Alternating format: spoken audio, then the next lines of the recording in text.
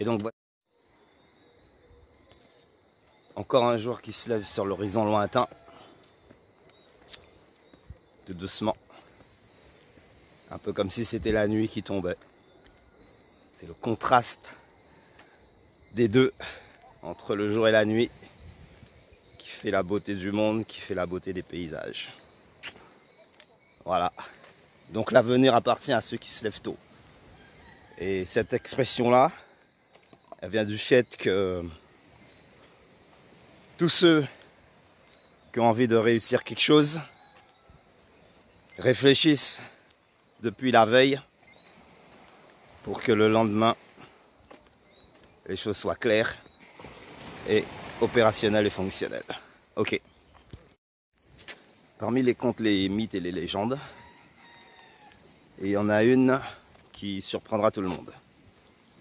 C'est la légende de l'Atlantide, cette fameuse île qui aurait disparu sous les eaux lors d'un tsunami ou d'un déluge, en tout cas d'une catastrophe climatique quasi à l'échelle mondiale. Ce continent-là, on l'a souvent situé dans l'Atlantique. On en a beaucoup entendu parler, mais il semblerait que ce serait plutôt les hommes du Nord, des hommes venus du Nord d'un continent qu'on appellerait l'Hyperborée, qui se trouverait du côté du pôle Nord, tout simplement. C'était un peuple visiblement très avancé technologiquement, même si l'ensemble des choses, l'ensemble de leur technologie était quand même visiblement encore assez artisanal, mais on leur attribue quand même la construction des cathédrales, ouais, essentiellement, et de certains monuments, voire même mégalithes, hein, etc. Alors, et donc ces peuples venus du Nord ont beaucoup voyagé et échangé, notamment avec l'Égypte antique, donc à l'époque des grands pharaons noirs, hein, même, puisque on pourrait quasiment situer tout cela entre 5000 et 3000 ans. Et on peut redescendre jusqu'à 1200 ans, ou apparemment, donc moins 1200 ans, hein. Donc apparemment, ces peuples-là étaient encore, en tout cas une nation, qui échangeait des technologies, qui échangeait des savoirs, que ce soit médicinal, que ce soit au niveau de la navigation, c'est-à-dire des directions à prendre, un peu en se basant sur les étoiles, et un peu comme un système GPS, quoi. Voilà. Donc ils ont beaucoup influencé le continent africain. En tout cas, les échanges étaient quand même assez fréquents. Beaucoup prétendaient qu'ils avaient même inventé des avions supersoniques, vu que c'était une nation assez avancée. Mais quoi qu'il en soit,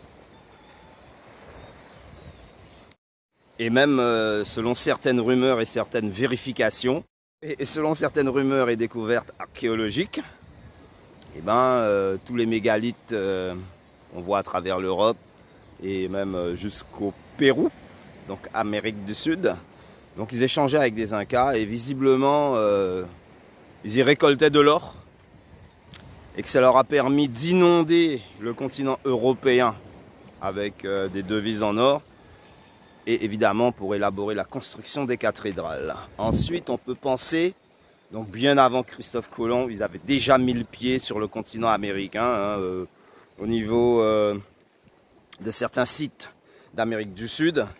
On retrouve encore des symboles, hein, tout simplement de ces peuples-là, qui évidemment seraient aussi, on appellerait aussi les Vikings. Un peuple qu'on peut situer au niveau du pôle Nord. Et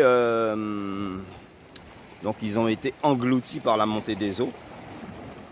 Mais On a pu retrouver les vestiges de leur civilisation, enfin des différentes constructions. On aurait beaucoup influencé les Grecs par la suite. Et puis un petit peu plus proche, voire même l'Empire romain. Donc voilà, donc qui étaient les Vikings? Ben voilà, c'était à l'origine un peuple qui venait d'un continent qu'on appelle l'Hyperborée, qui avait une technologie très avancée, qui a influencé les différents peuples autour du monde, en sachant qu'à l'époque, tous les continents n'étaient pas aussi peuplés. Et le climat était très différent. Voilà, donc changement climatique. On peut imaginer que voilà, les glaciers fondent, ou bien la venue d'une comète, en particulier la comète Halley, il y a à peu près 1200 ans, et qui aurait effectivement influencé le climat, et puis créé certaines catastrophes. Ouais. Certains prétendront que ce ne sont que des légendes, mais effectivement, on a retrouvé des vestiges de leur passage, et comme je vous dis, à travers le monde, à travers certains mégalithes, Stone Age et d'autres sites encore, on a retrouvé effectivement des symboles vikings. Donc, toutes les cathédrales de France, par exemple, sont des cathédrales gothiques qui ont été construites par les Vikings. Et comme l'Empire chrétien, l'Empire chrétien d'Occident voulait absolument imposer le christianisme à travers les jésuites, donc ils ont mis de côté la religion, en tout cas les croyances des Vikings, pour imposer justement le christianisme. Et donc quand on a entendu parler de l'Inquisition des années 1000, 1300, et ben c'est tout simplement parce que la royauté voulait s'approprier en fait le trésor des Templiers pour imposer sa domination sur le monde, évidemment en spoliant les autres.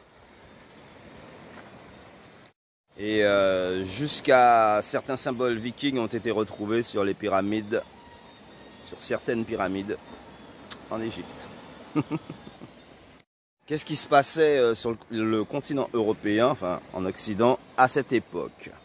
Donc on va dire entre 800, moins 800 000 ans, et jusqu'à moins 1300 ans. Donc là on a quasiment 600 ans, 700 ans d'histoire. Et bien tout simplement, pour la plupart de certaines cathédrales, on va retrouver des symboles vikings, témoignant certes leur passage, en tout cas dans cette zone. Donc les peuples de la mer, quand on entend parler des peuples de la mer, vous vous demandez d'où ils venaient, ben, c'était tout simplement des survivants de l'Holocauste du continent qu'on appelle l'Hyperborée. Et donc Hyperborée parce que les aurores boréales, eh ben, effectivement, ça vient principalement du nord, du Grand Nord, où là on a quasiment 6 mois de nuit et 6 mois de jour. Voilà. Alors aussi, il faut savoir aussi que quasiment toutes les légendes sont plus ou moins basées sur certains faits réels, mais ont été peut-être rapportées d'une façon différente pour tout simplement soit mystifier un petit peu l'évolution de ces peuples-là, ou certifier qu'ils étaient bien là et que voilà quoi. On pourrait aussi penser qu'en France, l'Empire gaulois, l'Empire des Mérovingiens